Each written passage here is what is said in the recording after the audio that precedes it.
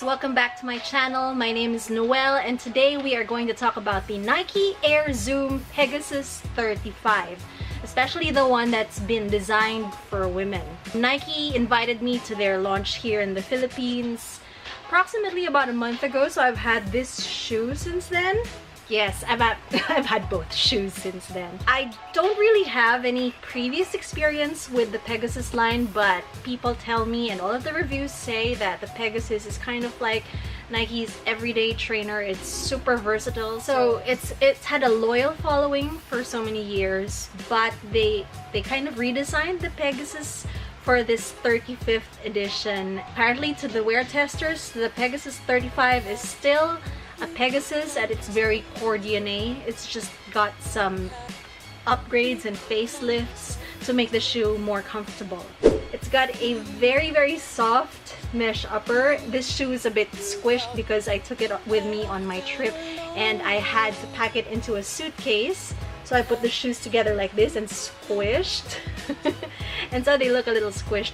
But the good thing about the upper of this shoe is that it's not that structured, so you can compress it like that and the shoe's support for you won't really change.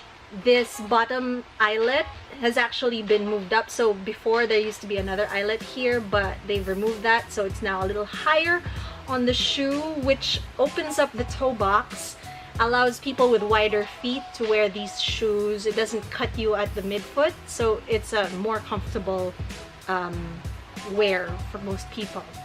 You can't see it from outside, but the whole inside is actually, there's kind of like a booty inside here, sock-like, and so if you don't like wearing socks with your shoes, it should be pretty comfortable. I'm looking at the seams and they're very flat on the inside, so no rubbing involved. And then I'm going to unlace this so that you can see. This tongue is actually not a free-moving tongue. It's been sewn to the sides of the shoe. Doesn't really matter much to me because tongues don't really move around when I use my shoes, but for some people sometimes the tongue tends to slide to the outside or the inside depending on how your foot moves through a shoe. So having the tongue attached to the sides actually makes for a more consistent ride. And we're gonna look at the profile of the shoe. So if you will notice that this heel counter kind of turns up and away, and what this does is it keeps this part of the shoe away from your Achilles. They get a bit of rubbing in that area, so calluses, blisters may form. Nike had that idea to add this onto the Pegasus because one of their runners, Mo Farah, kept getting a custom Pegasus model made that had the heel, this part of the shoe, a little lower. So they've applied that and they've made it standard in the shoe model. You've also seen this in another one of my reviews of a different shoe, so you will know that the major shoe companies are moving towards this construction for the back of the shoe. This little shape here on the heel is also new for the Pegasus, so you'll see that it's a little pointed up. I'm not sure if it has anything to do with performance because I don't really land so directly on the heel like that, but it does make the shoe look sleek and fast. Of course, where the rubber meets the road, that's what's most important. And the Pegasus differs from its predecessors in that the Zoom Air what do you call it? The Zoom Air units. The previous versions of the Pegasus only had the Zoom Air unit in the heel, maybe a few here, but they were like little pockets.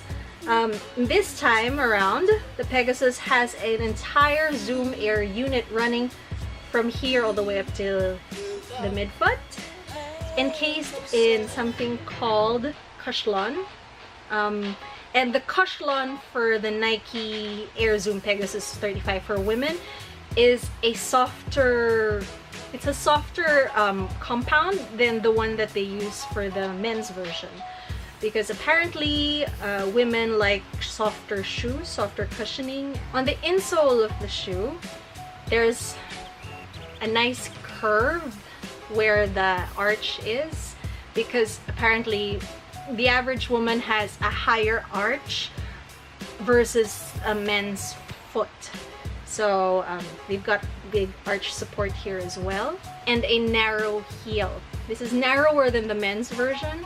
What I like about this is that it runs true to size, and it gives you the room in the toes that you need, which a lot of people size up for in other shoe models.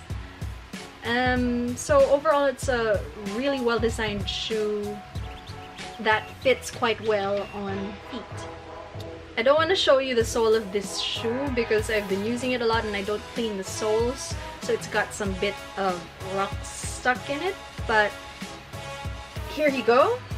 So you'll notice on the outside, this is kind of like a crash pad for people who land on the outer edge of their foot, and then the foot pronates in towards the big toe. That's actually a very natural foot movement, but yeah, this particular thing, it protects your shoe when you land on the outside edge more, and it helps you transition in towards the ball of your foot.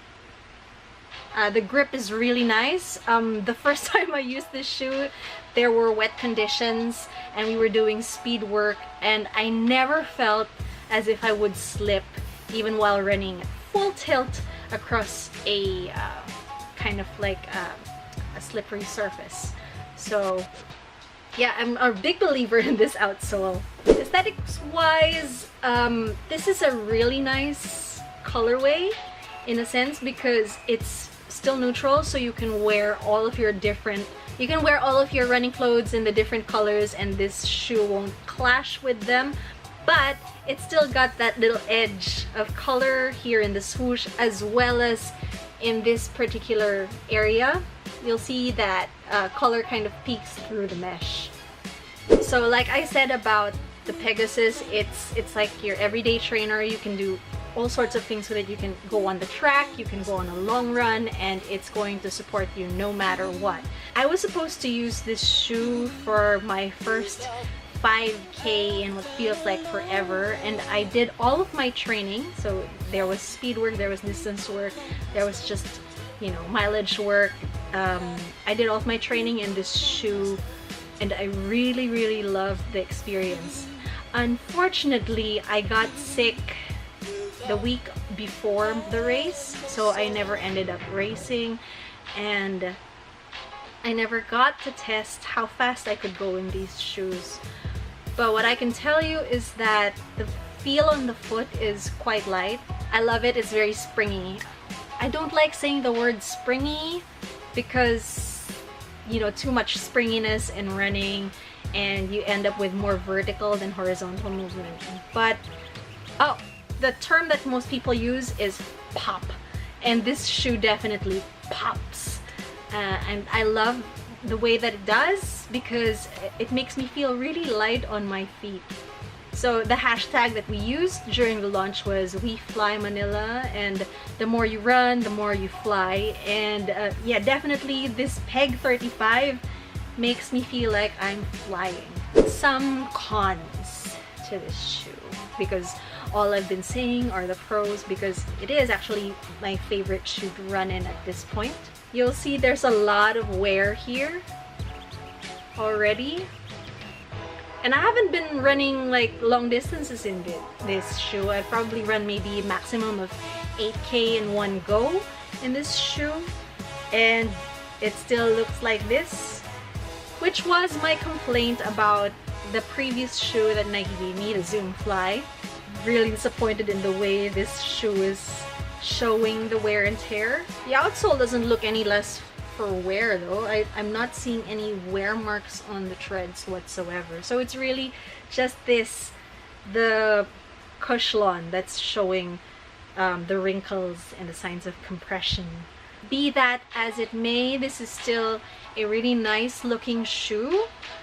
In fact, I would say that I would wear this with a nice cuffed pair of pants, maybe a casual top or a tank. You don't have to wear it just for running. In fact, you know, it would be a waste to wear it just for running.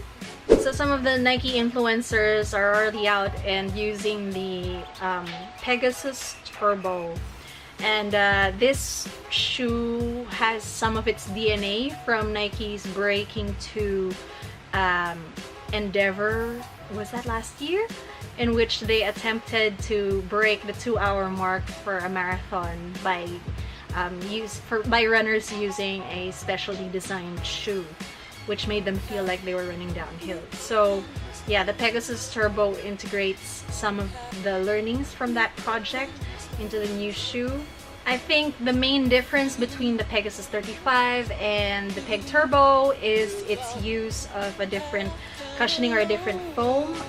The Turbo uses Nike React foam, while the Peg 35 just uses regular Zoom and Cushion. So I can't really say anything about how the Peg Turbo is going to ride. It's been available for Nike Plus members in the US, China, Japan, Germany, UK, and Brazil via the Nike NRC apps. It's supposed to be available globally since August 2, but I'm not sure when Nike is giving a release date for that here in the Philippines.